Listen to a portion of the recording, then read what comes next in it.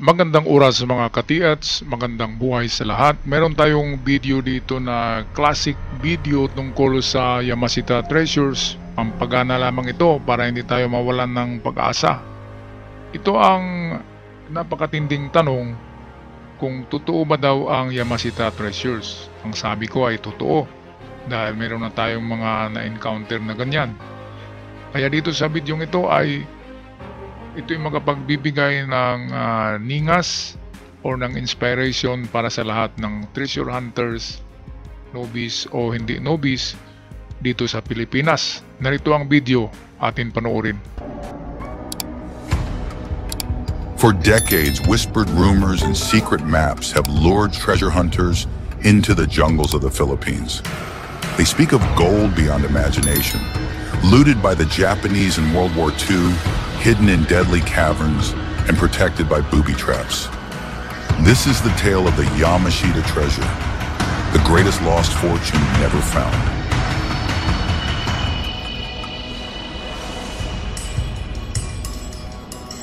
In the early 1940s, the Empire of Japan swept across Southeast Asia like wildfire. From Singapore to Burma, from Indonesia to the Philippines, their conquests were brutal. But Japan didn't only take lives, they took treasure. Relics from temples, vaults of colonial banks, priceless art, and gold by the ton. It was all seized, stripped from nations and packed into crates. All of it, they said, was meant for the emperor, but few believe it ever reached Japan. In 1944, Japan's top general, Tomoyuki Yamashita, the Tiger of Malaya, was sent to the Philippines. With Allied forces closing in, legend claims he was ordered to hide Japan's stolen fortune. Engineers, soldiers, and prisoners of war were forced to dig a complex web of tunnels across Luzon. The gold was buried, and the witnesses silenced. At least 175 secret vaults were allegedly created across Luzon, each protected by deadly traps, pressure plates, gas chambers, even cave-ins. Only a few high-ranking officers knew their locations. Some say the tunnels align with sacred Japanese geometry. Others claim only Yamashita knew them all, and he took the secret to his grave. Okay, so ito mga kababayan, ang totoo niyan, according to history ng Yamashita Treasures, totoong ang isang tunnel na ginawa ni Yamashita, ni General Tomoyuki, yun yung nasa Luzon, diyan sa Baguio. Yun yung isa sa nakuhaan ni Rojas ng Golden Buddha, pero marami pang doon, hindi nila naiahon na kahon-kahon. So ito nga yung sinabi nila sa legend na pinasabugan.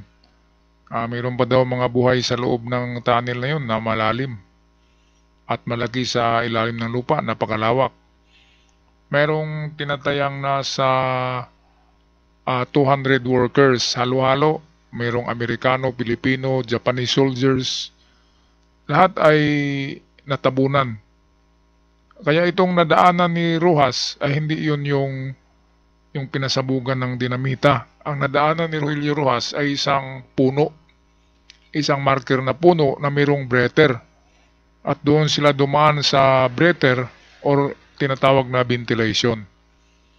At doon nga ay natumbok nila yung kinalagayan ng Buddha. Pero actually sa tunnel na yun na malawak, malaki, ay mayroon pa doon nakatago na marami kasi hindi naman nagtatago ang ayon sa mapa ng Hapon ay merong palaging big deposit, merong small deposit at medium kapag Emperor Treasures. At assorted ito, iba yung lalagyan ng mga precious stones katulad ng diamonds, ruby, sapphire. Yung mga ganyan na mga klaseng bato ay binubukod yan. Binubukod, nilalagay sa ibang lalagyan. Kaya yung nakuha ni Rogelio Rojas, ayun yung Golden Buddha, pwedeng medium deposit pa yon. Pwedeng hindi yon yung pile na gold bars kasi ang Ang big deposit ay pile-pile na gold bars na merong 3 tons na pinakamaliit na deposito, 3 tons hanggang 30 tons. Kaya hindi pa yung nakita ni Rojas, hindi pa yung pinakamalaki, kundi yun yung medium deposit pa lamang na merong golden Buddha. So isang chamber pa yun, hindi pa yun yung chamber ng big deposit.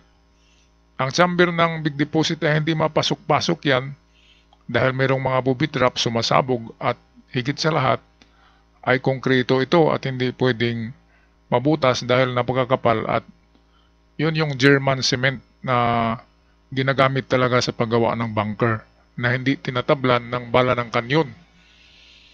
Okay, kaya napakapalad ng nakapasok sa tunnel ni Rojas. Nasa ano lang daw yan Baguio City sa likod ng lumang hospital sa Baguio. Ayan, so totoo nga na si Yamashita ay nagbaon pero hindi lahat ng ibinaon ni Yamashita ay Emperor Treasure. Meron din siya iniwan sa Kiangan. Diyan ang last stand ni Yamashita. Merong mga binabaon diyan na mababaw lang hanggang 4 meters. Pero ito yung mga small deposit dahil ito yung kanilang huling nadala sa bundok bago sila sumurrender. So Kiangan, meron diyan Yamashita Treasures. Pero sa ibang puok, sa ibang lugar ay iba na namang mga general ang nagbaon. So marami kasing general noon. Okay, so hindi lang si Yamashita ang nagbaon. Pero ang pinaka-famous, yun nga yung sa Luzon na maraming nakakita na si General Yamashita ang nagpabaon. Meron ding Emperor Treasures na mismo ang kapatid ng Emperor na si Prince Takeda ang nagpabaon. Meron din kay Chichibo, meron din kay yung tagapangasiwa ng mapa. Isang general din. Meron ding ibinaon sa Luzon pa rin. Kaya napakarami sa Luzon. Pero meron din sa Visayas at Mindanao kasi ikinalat yan. Marami rin sa Mindanao. Kaya nga lang maraming scammer sa Mindanao, di ba? Nagbibenta ng picking mga gold bars. Alright, patuloy tayo dito sa video. Ito ay nakuha natin na video at atin na edit. Courtesy ng isang vlogger. Okay, so maraming salamat sa video ito kung sino man ang may-ari. At atin na i-share sa ating mga ka-TH all over the Philippines. Balik tayo sa video. In September 1945, as the dust of war settled, Yamashita was captured.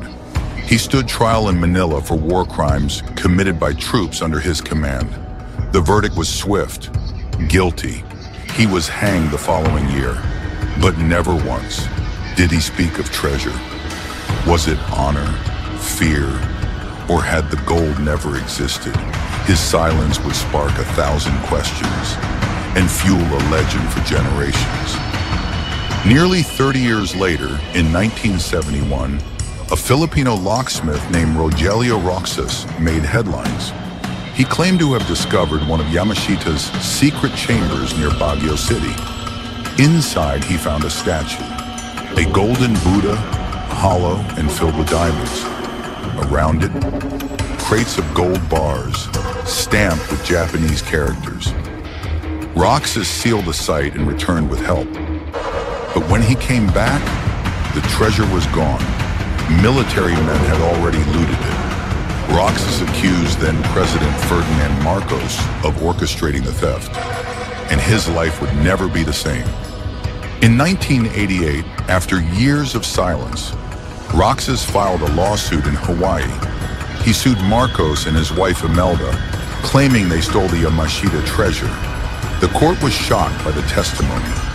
Witnesses spoke of vaults, of gold hidden in government buildings.